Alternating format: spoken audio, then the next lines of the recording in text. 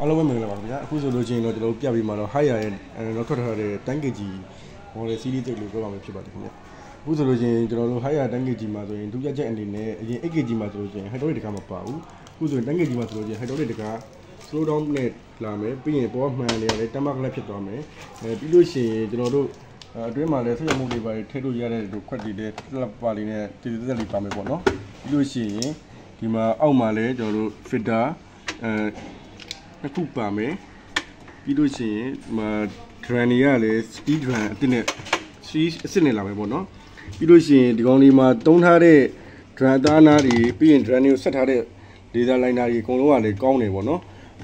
သူတို့ကိုယ်ပိုင်ဒီပညာစနစ်တွေနဲ့ inner laser liner ကိုတုံးထားတယ်ပေါ့နော်ပြီးရင်ကန်ရဲ့မြင့်ကဘယ်လောက်ရှိမလဲဆိုလို့ရှိရင်တပေနဲ့ခုနလက်မှရှိမယ်ပေါ့နော်ကန်မြင့်ကအဲ့ဒါအခြေရတော့21လက်မှရှိမယ်ဒီလိုမျိုးဆိုလို့ရှိရင်21လက်မှရှိမယ်ပေါ့နော်21လက်မှပတ်လည်ရှိမယ်ပြီးလို့ရှိရင်ဒီကောင်ရဲ့ထူးခြားချက် function တွေကတော့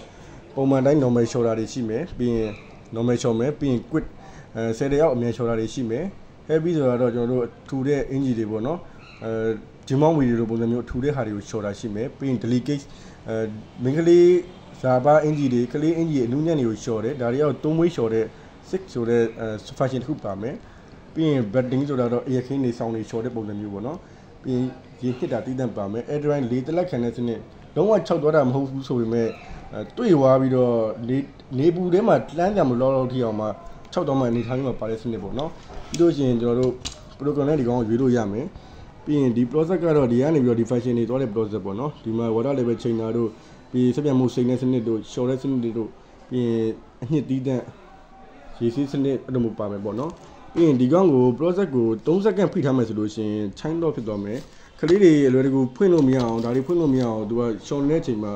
lock ဖြစ်သွားအောင်လို့ထားပြီးတဲ့ system တွေအတိတ်ထပ်ပါလာမယ်ပြီးလို့ရှိရင်ဒီကောင်ကိုလည်း3စက္ကန့်ထပ်ဖိထားမယ်ဆိုလို့ရှိရင်တစ်လားတစ်ခါ cancel ရှင်းလုပ်ပြီးတဲ့ tube clean ဆိုတဲ့ system တစ်ခုအတိတ်ထပ်ပါတယ်ပေါ့နော်ဟုတ်ဖုန်းနံပါတ်2626 4896ပဲပါနံပါတ်လေးမှာပြန်ပြီးတော့ဆက်သွယ်ဆောင်ရွက်မြင်နိုင်ပါတယ်ခင်ဗျာ